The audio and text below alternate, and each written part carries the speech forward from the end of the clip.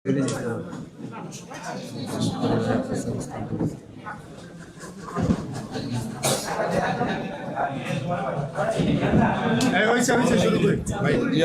আলাইকুম রহমতুল্লাহ।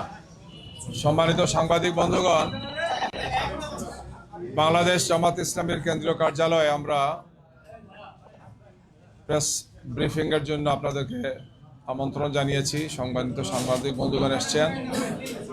এই প্রেস ব্রিফিংয়ে উপস্থিত আছেন বাংলাদেশ জামাত ইসলামীর কেন্দ্রীয় সহকারী সেক্রেটারি জেনারেল এবং জাতীয় নির্বাচন পরিচালনা কমিটির সদস্য সচিব বিশিষ্ট রাজনৈতিক ব্যক্তিত্ব জনাব মাওলানা আব্দুল হালিম সহ আমাদের নির্বাচন পরিচালনা কমিটি এবং মিডিয়া টিমের সদস্যবৃন্দ এখানে উপস্থিত আছেন। প্রিয় সাংবাদিক বন্ধুগণ, আমরা জানি যে আর মাত্র কয়েক ঘন্টা পরেই বাংলাদেশের বহুল আকাঙ্ক্ষিত জাতীয় সংসদ নির্বাচন এবং গণভোট এই দুটি অনুষ্ঠিত হতে যাচ্ছে। আগামীকালকে ভোর থেকে আরম্ভ হবে, দিনব্যাপী সেটা চলবে।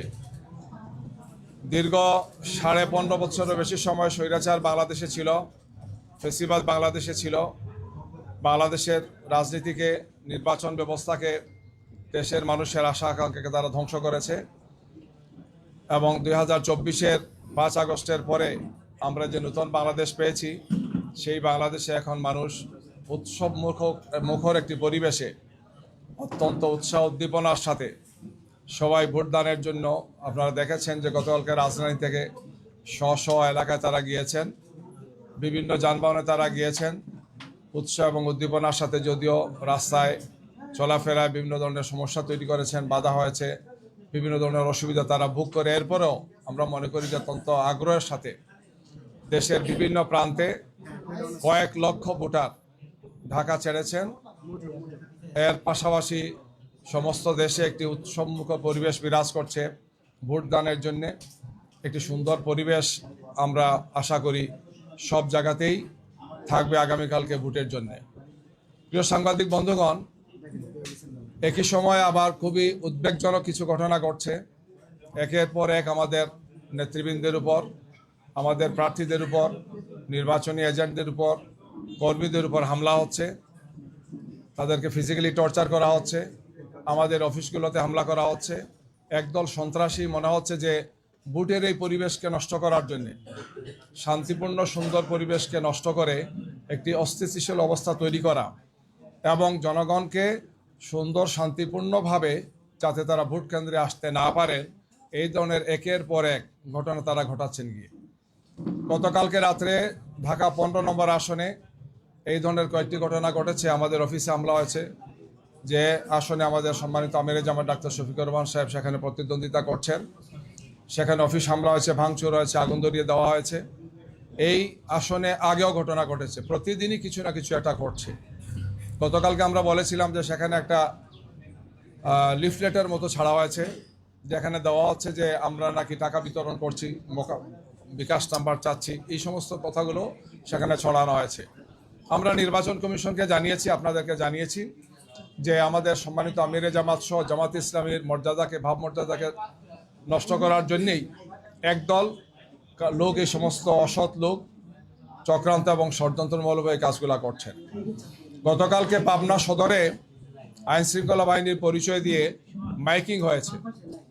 কিছু লোকের নাম উল্লেখ করেছেন যে এই সমস্ত লোকজনকে যদি আপনারা পান জনগণ, তাহলে তাদেরকে ধরে গ্রেফতার করে আইনশৃঙ্খলা বাহিনীর হাতে তুলে দেবে। আমরা দেখলাম যে এই যে যাদের কথা বলা হচ্ছে, এরা সবাই আমাদের সেই এলাকার নির্বাচনী কর্মী এবং তারা সামনে এজেন্ট হচ্ছেন, এজেন্টের সব কাগজপত্র রেডি করেছেন। পরবর্তীতে যখন এটা পুলিশের সাথে যোগাযোগ হলো, রিটার্নিং অফিসার যোগাযোগ হলো, তারা বলতে পারলেন না, বললেন আমরা এটা জানি না, আমরা আপনাদেরকে জানাবো। রাতের বেলা তারা কিছু জানার নাই। আমরা আমাদের স্থানীয় সংগঠনের মাধ্যমে সেখানে প্রেস ব্রিফিং করেছি এবং এই ধরনের ন্যাক্কারজনক কাজ করে জনমনে একটা আতঙ্ক তৈরি করা, একটা ঘৃণ্য এবং হীন প্রয়াস আমরা লক্ষ্য করছি গিয়ে। যেখানে সুন্দর শান্তিপূর্ণ পরিবেশ রক্ষা করা প্রশাসনের দায়িত্ব, নির্বাচন কমিশনের দায়িত্ব, সেখানে এই ধরনের ঘটনাগুলো ঘটছে গিয়ে। যাদের ব্যাপারে বলা হয়েছে তাদের কোনো মামলা নাই, ফেসিবাদের সময় তারা বিভিন্ন সময় গ্রেফতার হয়েছেন, মামলা হয়েছে, সব মামলা তারা জামিন পেয়েছেন, মামলা প্রত্যাহার হয়েছে। তারা জামাত ইসলামের সাথে সম্পর্কযুক্ত সবাই এবং জামাতের নেতা বা কর্মী পর্যায়ে তারা আছেন।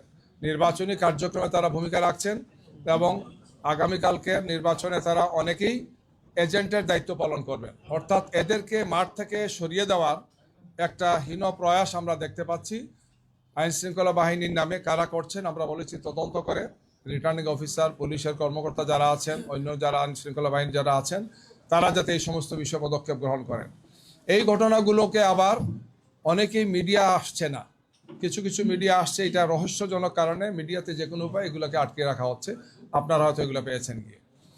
এর পাশাপাশি গতকালকে মৌলভীবাজার জেলার বড়লেখা উপজেলা এবং জুড়ি উপজেলা মিলে যে মৌলভীবাজার 1 আসন, সেই আসনে আমাদের নমিনি এবং আমাদের নির্বাচন পরিচালক সহ রাত্রে কাজ করে তারা ফিরছিলেন বাড়িতে। তখন সেখানে প্রতিদ্বন্দ্বী যিনি প্রার্থী আছেন বিএনপির, তার নেতৃত্বে সন্ত্রাসীরা আমাদের নেতা এবং কর্মীরা যে গাড়িতে ছিলেন সেই বহরের উপর তারা হামলা করেছেন, গাড়ি ভাঙচুর করেছেন, আমাদের নেতা কর্মীদেরকে আঘাত করেছেন, তাদেরকে মারাত্মকভাবে জখম করেছেন, যারা সবাই এখন সিলেটের বিভিন্ন হাসপাতালে চিকিৎসাধীন অবস্থায় আছেন। রাতের বেলায় রিটার্নিং অফিসার এবং এসপি সাহেবকে জানানো হয়েছে। আমরা সেখানে থানায় গিয়ে মামলা করেছি, আমাদের দায়িত্বশীলরা সেখানে প্রেস ব্রিফিং করেছে। এই ধরনের আরেকটি ঘটনা জাস্ট এর আগের দিন মৌলভীবাজার 3 আসন যেটা রাজনগর, সেই আসনে আমাদের সর্বশেষ প্রচারণা ছিল। সেখান থেকে ফেরার পথে আমাদের নেতাকর্মীদের উপর হামলা হয়েছে, ছুরিকাঘাত করা হয়েছে, মারাত্মকভাবে তাদেরকে স্টেপিং করা হয়েছে। এই বিষয়গুলো আমরা সেখানকার আইনশৃঙ্খলা এবং রিটার্নিং অফিসার এবং তার সাথে যারা আছেন তাদেরকে আমরা জানিয়েছি। অর্থাৎ রিপিটেডলি এই ধরনের হামলা, এই ধরনের চরমভাবে আক্রমণাত্মক আচরণ একটা দলের পক্ষ থেকে করা হচ্ছে। মনে হচ্ছে যে তারা সাহস হারিয়ে ফেলেছেন, জনগণের সমর্থন তারা পাবেন না, এই জন্য এই ধরনের আগ্রাসী ভূমিকা তারা পালন করছেন গিয়ে। আমরা দেখেছি যে বরগুনাতে একই ঘটনা ঘটেছে, সেখানে আমাদের নেতাকর্মীদের উপর হামলা হয়েছে, আমাদের এজেন্ট এবং নির্বাচনী কাজের সাথে যারা আছেন তাদের উপর তারা হামলা করেছে। কুমিল্লাতে আপনারা জানেন, কুমিল্লা 8 আসন যেটা আমরা আমাদের 11 দলীয় জোটের একজন প্রার্থী হাসনাত আবদুল্লাহ সেখানে আছেন। কুমিল্লা 4 আসন যেটি, সেই আসনের বিএনপির যিনি প্রার্থী আপনারা জানেন, নামও জানেন আপনারা, তিনি মারাত্মক একটা হুমকি দিয়েছেন যে নির্বাচনে ভোট দিতে যারা আসবেন যদি আমাদেরকে না দেন, তাদেরকে যদি না দেন, তার দলকে বা তার প্রতীককে যদি না দেন, তাইলে তাদেরকে মারাত্মকভাবে নাজেহাল করা হবে, ইনসাল্ট করা হবে। কেউ যাতে না আসেন, আসলে তার খবর আছে, ঘর বাড়ি সহ পুড়িয়ে দেওয়া হবে। মিডিয়াতে আসছে, যদিও একটা অ্যাকশন তারা নিয়েছেন বাহ্যিকভাবে, কিন্তু এটি সুনির্দিষ্টভাবে একটি ক্রিমিনাল অফেন্স। ভোটের এই সময় এইভাবে প্রতিপক্ষকে হামলা করা হবে, মারা হবে, ঘর বাড়ি জ্বালিয়ে দেওয়া হবে, হুমকি দেওয়া হয়, হত্যার হুমকি দেওয়া হচ্ছে। এটা একটা ক্রিমিনাল অফেন্স। এই কাজ একজন করতে পারেন না। সেখানে জুডিশিয়াল ইনকোয়ারি কমিটি আছেন, সেখানে রিটার্নিং অফিসার আছেন, নির্বাচনী কর্মকর্তারা আছেন। আমাদের জানা মতো এখনো কোনো ব্যবস্থা তারা নেন নাই। সেখানে আপনারা জানেন জিডি হয়েছে, পরবর্তীতে মামলা করেছেন। আমরা এই সমস্ত বিষয়গুলো আপনাদের মাধ্যমে জানাতে চাই যে মনে হচ্ছে যে প্রশাসনের একটা অংশ যে কোনোভাবেই হোক, যে কোনো কারণেই হোক, তারা একদিকে হেলে পড়েছেন। একটা দলকে অন্যায়ভাবে, অন্যায্যভাবে তারা বিভিন্ন সুযোগ সুবিধাগুলো দিয়ে নির্বাচনের পরিবেশ নষ্ট করছেন। আমরা এটাও স্পষ্ট ভাষায় বলতে চাই যে অতীতে গত 16.5 বছর যে ইলেকশনগুলো হয়েছে, 15.5-16 বছর, যারা এগুলা করেছেন তারা অন্যায় করেছিলেন, এই নির্বাচনগুলো গ্রহণযোগ্য হয় নাই। এবং যারা এই কাজের সাথে জড়িত ছিলেন গত 15.5-16 বছর ইলেকশনে, তাদেরকে জনগণ তাদেরকে লাল কার্ড দেখিয়েছে। এই নির্বাচনী কার্যক্রম এবং আইনশৃঙ্খলা বাহিনীর সাথে যারা আছেন, আমরা অনুরোধ জানাবো যে জনরোষের সামনে আপনাদেরকে একসময় পড়তে হতে পারে। কোনো অবস্থায় আপনারা আপনাদের নিরপেক্ষ অবস্থান থেকে আপনারা সরবেন না। আপনারা সঠিক এবং যথার্থ দায়িত্ব পালন করবেন। কোনো অবস্থায় যদি আপনারা এই ধরনের একপেশে ভূমিকা পালন করেন, তাইলে জনগণ আপনাদেরকে ছেড়ে দেবে না, জনতার আদালতে আপনাকে দাঁড়াতে হবে। প্রিয় সাংবাদিক বন্ধুগণ, আমি আরেকটি ঘটনা বলতে চাই যে আমাদের একজন দায়িত্বশীল গতকালকে আজকে তিনি ঢাকা থেকে গিয়েছেন সৈয়দপুর বিমানবন্দরে, এবং সেখানে আইনশৃঙ্খলা বাহিনী তাকে একটা সাজানো নাটক করেছেন। তিনি তার বক্তব্য স্পষ্ট করেছেন যে আমার ব্যবসায়ের জন্য আমি আসা যাওয়া করি, ব্যাংক বন্ধ, আমাকে কিছু লেনদেন করতে হয়, এই জন্য তার সাথে কিছু নগদ টাকা ছিল, যেটি খুবই স্বাভাবিক। একজন মানুষ ব্যবসা করতে পারেন, তার পরিবারের প্রয়োজনে বা অন্য প্রয়োজনে তিনি এটা ক্যারি করতে পারেন। এয়ারপোর্টের মতো একটা রেস্ট্রিক্টেড এরিয়াতে যেখানে খুবই লিমিটেড মানুষের চলাফেরা, সেখানে একটা নাটক সাজানো হয়েছে যে তিনি এই টাকা নিয়ে যাচ্ছেন এবং এটার বিভিন্ন অর্থ করার জন্য বিভিন্ন ধরনের বলা হচ্ছে নিউজ করা হচ্ছে। ইতিমধ্যে তিনি একজন বয়স্ক লোক, একজন দায়িত্বশীল ব্যক্তি আমাদের, তিনি অসুস্থ হয়ে পড়েছেন মেন্টালি এই টর্চারের কারণে। তিনি এই মুহূর্তে হাসপাতালে আছেন, রংপুর হাসপাতালে তাকে নেওয়া হচ্ছে। আমরা খুবই দৃঢ়তার সাথে বলতে চাই, বাংলাদেশ জামাত ইসলামী তার নীতি নির্ধারণ, তার কর্মপন্থা, তার কর্মসূচি এবং তার সাংগঠনিক কার্যক্রম পরিচালনা সবসময় স্বচ্ছতা এবং জবাবদিহিতার সাথে আমরা ভূমিকা পালন করে থাকি। জামাত ইসলামীর নেতৃবৃন্দকে, জামাত ইসলামীকে বিতর্কিত করার জন্য এই ধরনের অপপ্রয়াস অতীতে হয়েছে। গত 28 তারিখ আমিরে জামাত যখন কুষ্টিয়া থেকে সফর আরম্ভ করেন, আপনারা খেয়াল করেছেন, তখন মেহেরপুর জেলা আমিরের গাড়িতে অস্ত্র পাওয়া গিয়েছে এই মর্মে একটা নিউজ দেওয়া হলো। পরে দেখা গেল 1 ঘন্টার মাথায় সেটা হচ্ছে বাঁশ ছিল, লাঠি ছিল অথবা এই ধরনের ছিল যেগুলা কাজের জন্য নেওয়া হচ্ছে, অর্থাৎ সেখানে স্টেজের কাজের জন্য নেওয়া হচ্ছে, শাবল নেওয়া হচ্ছে, কুদাল নেওয়া হচ্ছে। 1 ঘন্টার মধ্যে পরবর্তীতে তার গাড়ি দেখা গেল তিনিও গাড়িতে নেই, তার নির্বাচনী কাজে ব্যবহৃত গাড়িতে এই জিনিসগুলো ছিল, কিন্তু বলা হলো যে অস্ত্র তিনি বহন করছেন। এই ধরনের উদ্দেশ্য প্রণোদিতভাবে কিছু নিউজ তৈরি করে কিছু লোক আইন শৃঙ্খলা বাহিনীর একটা অংশের যোগসাজশে আমাদের ভাবমর্যাদাকে নষ্ট করার জন্য চেষ্টা করা হচ্ছে। অথচ 1 ঘন্টার মধ্যে তাকে ছেড়ে দেওয়া হচ্ছে, তাকে বলতে তার গাড়িতে যারা ছিলেন এবং বলা হচ্ছে যেগুলো কিছুই ছিল না, এবং সেটাই আসলে বাস্তব ছিল।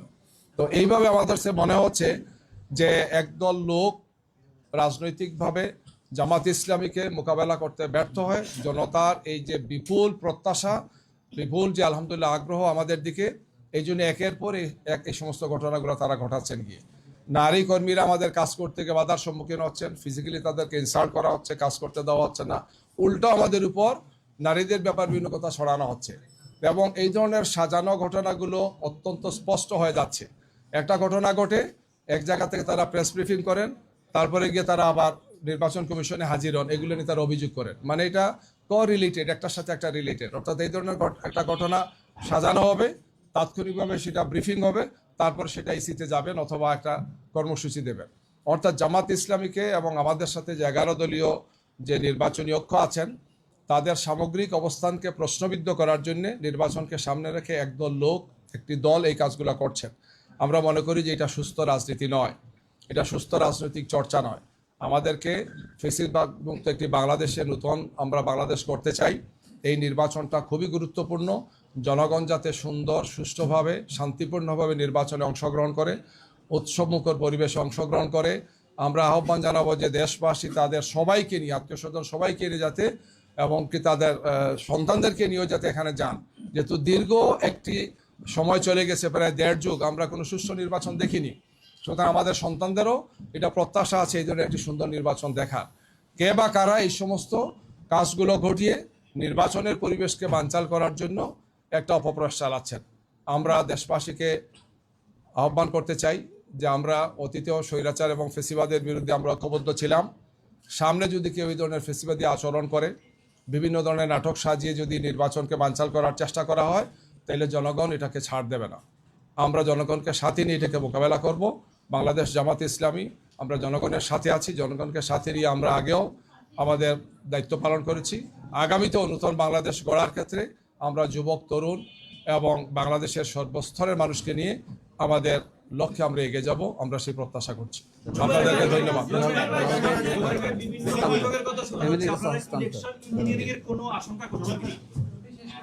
আমরা যে ধরনের লক্ষণগুলো দেখতে পাচ্ছি, আমাদের সে মনে হচ্ছে যে প্রশাসনের সাথে বা নির্বাচন কমিশনের সাথে আমরা বলেছি বিভিন্ন সময় যে একদল লোক মনে হচ্ছে যে এই ধরনের কিছু করার তাদের হীন একটা প্রয়াস আছে। আমরা এগুলো থেকে তাকে বেরিয়ে আসার জন্য আহ্বান জানাচ্ছি। জুবাইর ভাই, একটা প্রশ্নটা হচ্ছে, রাতবেলায় ভোট, তার আগে আপনারা এত অভিযোগ করছেন, এত বাধা বিপত্তি পাচ্ছেন, এইটা যদি নির্বাচনের দিনও আপনারা ফেস করেন, সেক্ষেত্রে আপনাদের পদক্ষেপটা কি হবে বা আপনারা কি? আমরা জনগণকে সাথে নিয়ে এই সব চক্রান্তকে অতীত মোকাবেলা করেছি, এখনো করছি, সামনে করবো ইনশাল্লাহ। আমরা অত্যন্ত দৃঢ়তার সাথে অবস্থানে ময়দানে থাকবো ইনশাল্লাহ, আমরা মাথা নত করবো না। জি, ওনারটা শুনে নি। জি, একদিন আগে 24 ঘন্টাও নেই এই সময় এতগুলো ক্যাশ টাকা নিয়ে কেউ কি আসলে বিমানবন্দর পার হতে পারে নাকি? ব্যবসায়িক কাজে তিনিও বলেছেন, আপনারা বলছেন, এটা আসলে ইথিক্যালি কিংবা তার দিক থেকে কতটা একটা দলের যেহেতু চলাফেরার জন্য এখন গাড়ি ঘোড়ার সীমিত চলাফেরা, বিভিন্ন ধরনের চেক করে, বিভিন্ন ধরনের বিষয় আসে এখানে, তিনি মনে করেছেন যে আমার জন্য এটা সেফ, এটা করতেই পারি, আমি আমার ক্যাশ বহন করব, সেটা প্লেনে না ট্রেনে না হেলিকপ্টারে, এটা তার রাইট আছে তার। তিনি তো কোনো অন্যায় তিনি করেন নাই, কোনো ক্রিমিনাল অফেন্স না, কোনো ধরনের কোনো যে ওনাকে দেখ ব্যক্তিগত টাকা নিয়ে গেছেন, আইন শৃঙ্খলা বাহিনী কিভাবে দ্রুত সময়ের মধ্যে এটা ছড়িয়ে দিল এক, এবং এই টাকাটা আসলে হচ্ছে নির্বাচনের উদ্দেশ্যে ব্যবহার করার জন্য নিয়ে যাওয়া হয়েছে কিনা, আইন শৃঙ্খলা বাহিনী এটা শিওর হয়েছে কিনা, শিওর না হয়ে তারা যে কাজটা করলো এটা নির্বাচনের আমরা এই কথাটাও বলতে চাই যে এই কাজ যারা করেছেন আইন শৃঙ্খলা বাহিনীর সাথে উদ্দেশ্য প্রণোদিত, এই জন্য আমরা বলেছি যে আইন শৃঙ্খলার সাথে রিলেটেড একদল লোক, যেটা গতকালকে সিরাজগঞ্জ সদরে হয়েছে, আরো বিভিন্ন জায়গাতেগুলোতে হচ্ছে, একদল লোক ইন্টেনশনালি এই সমস্ত নাটক সাজানোর চেষ্টা করা হচ্ছে গিয়ে। একজন লোক কোনো ক্রিমিনাল অফেন্স করেন নাই, তিনি এখান বলেছেন তিনি একজন বয়স্ক লোক, সম্মানিত লোক, তিনি একজন দায়িত্বশীল ব্যক্তি, এরপরও এটাকে সাজানো মানেই হচ্ছে যে নির্বাচনে যারা হেরে যাচ্ছেন মনে হচ্ছে তারা কোনো না কোনোভাবে জনগণকে বিভ্রান্ত করার জন্য এই ধরনের একটা অসৎ উদ্দেশ্যে কাজগুলো তারা করেছে। সবার কাছে দৃশ্যমান, সবার কাছে আকালমন্দকে ইশারায় কাফি, আপনারা বুঝতে পারতেছেন কারা এই কাজগুলো করছেন, কারা ব্রিফিং করেন, কারা যান সবকিছু মিলে। আমরা সব জায়গাতেই এই বিষয়গুলো আমরা জানিয়েছি এবং জানাচ্ছি। জি, আমরা শেষ করতে পারি। এটা আমরা যথাসময় উনি বলবেন, ওটা ওনার ম্যাটার, উনি বলবেন, এটা কোনো অসুবিধা তো নাই। আমার পকেটে টাকা আছে, এখানে ধরলো যে আপনি কেন, আমাকে একজন সাংবাদিক বলতেছেন আমার গাড়ি আটকাইছে এই কি সময় আগে, তো বলছে আপনার গাড়িতে 2টা ল্যাপটপ কেন, বলে আমার 3টা, তাইলে আপনার অসুবিধা কি, আমার তো 3টাও লাগতে পারে। তো অদ্ভুত প্রশ্ন এটা। একজন দায়িত্বশীল সাংবাদিক আমাকে বলতেছেন যে আমাকে পুলিশ আটকাইছে, বলতেছে যে তুমি 2টা ল্যাপটপ ইউজ করতেছো, না 2টা না 5টা, এটা তো আমার ম্যাটার, এটা কি চুরির জিনিস? এটা এইভাবে অন্যায় কিছু কাজ করছেন আইন শৃঙ্খলা বাহিনীর সাথে রিলেটেড, এবং এরা উদ্দেশ্যপ্রণোদিতভাবে করছেন। আমরা তাদেরকে মনে করি যে তারা একটা পর্যায়ে তো চিহ্নিত হবেন এবং জনরুষে তারা পড়বেন, এই কাজ থেকে তাদের বেরিয়ে আসতে হবে। 2008 সালের নির্বাচনের আগে আমরা লক্ষ্য করছি যে একটি দলকে কিভাবে টাকা উদ্ধার কিংবা ছোট ছোট জায়গাগুলোকে বিশদ আকারে প্রচার করা হয়েছে।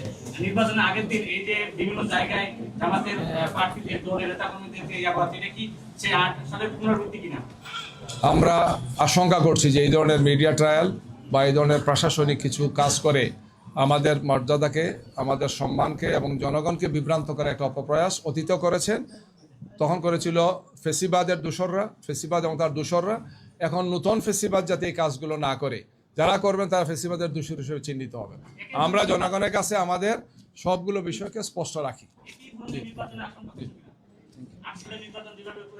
জনগণ এটাকে রুখে দেবে। এই ধরনের কোনো যদি চেষ্টা কেউ করেন, 8-এর মতো হোক আর 14-এর মতো হোক আর 18-এর মতো হোক আর 24-এর মতো হোক, বাংলাদেশ ওখানে আর এই অবস্থায় নাই। 24-এর বাংলাদেশ, 24-এর 5 আগস্টের বাংলাদেশ কমপ্লিটলি চেঞ্জ হয়ে গেছে। সুতরাং এখানে এই ধরনের কোনো যদি অপচেষ্টা কেউ করেন, তাদের জন্য জনগণ প্রস্তুত আছেন, প্রস্তুত থাকবেন। সবাইকে জি ধন্যবাদ।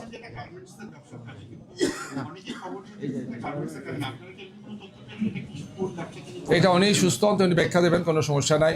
আমরা ওনার মুক্তি চাই এবং আইন শৃঙ্খলা বাহিনীর সাথে যারা জড়িত কাজটা করেছেন আমরা অবিলম্বে তাদের ব্যাপারে তদন্ত করে ব্যবস্থা নেওয়ার জন্য কথা বলছি।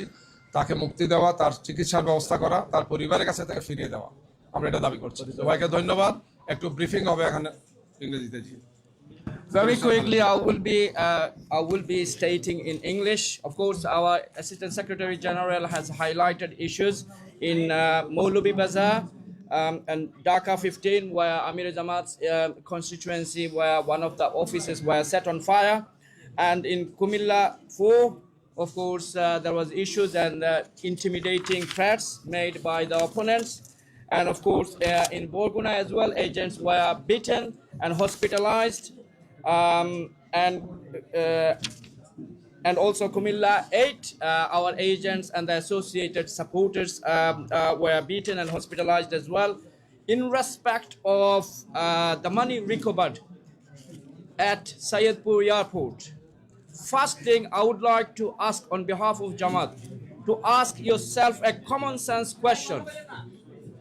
A common sense question is, if someone has money with suspicious activity or illegal money, would that person or would you take it through the sophisticated security process?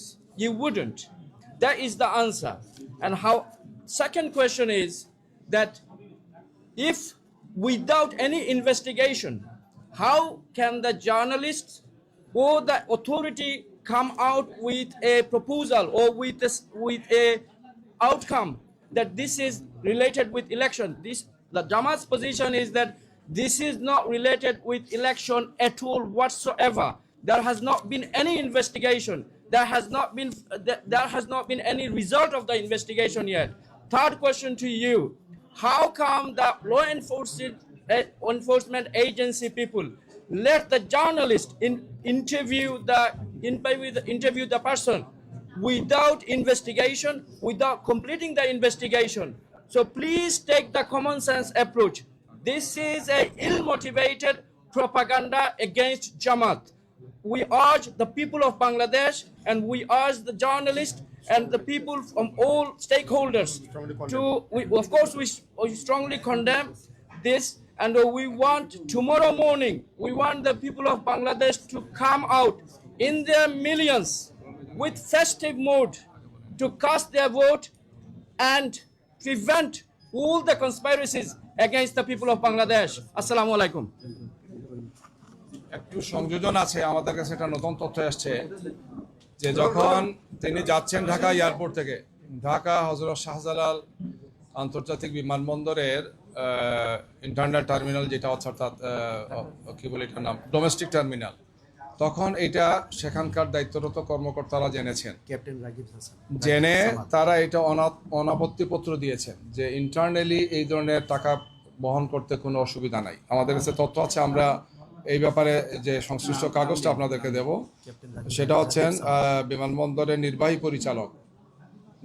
পরিচালক গ্রুপ ক্যাপ্টেন রাগিব সামাদ, নির্বাহী পরিচালক গ্রুপ ক্যাপ্টেন রাগিব সামাদ বলেছেন যে আভ্যন্তরীণ রুটে এই ধরনের অর্থ পরিবহনে কোনো বাধা নেই, অনাপত্তিপত্র তিনি দিয়েছেন। আমরা সেই কাগজটা আমরা গ্রুপে দিয়ে দেবো আপনাদের কাছে। সুতরাং এটা বোঝাই যাচ্ছে যে এটা একটা পরিকল্পিতভাবে একটা ইল মোটিভেটেড এবং জামাত ইসলামীকে, তার নেতৃবৃন্দকে এটা প্রশ্নবিদ্ধ করার জন্য এই কাজটা করা হয়েছে। যেখান থেকে তিনি স্টার্ট করেছেন সেখানে তারা দেখেছেন, তারা সেখানে ওকে করেছেন, অথচ পৌঁছার পরে সেখানে গিয়ে এই নাটকটা সাজানো হয়েছে গিয়ে, এবং এর মাধ্যমে একজন বয়স্ক মানুষকে, একজন দায়িত্বশীল ব্যক্তিকে, তার দলকে প্রশ্নবিদ্ধ করা হয়েছে। আমরা আপনাদেরকে গ্রুপে এটা দিয়ে দেবো। ধন্যবাদ সবাইকে। আসসালামু আলাইকুম।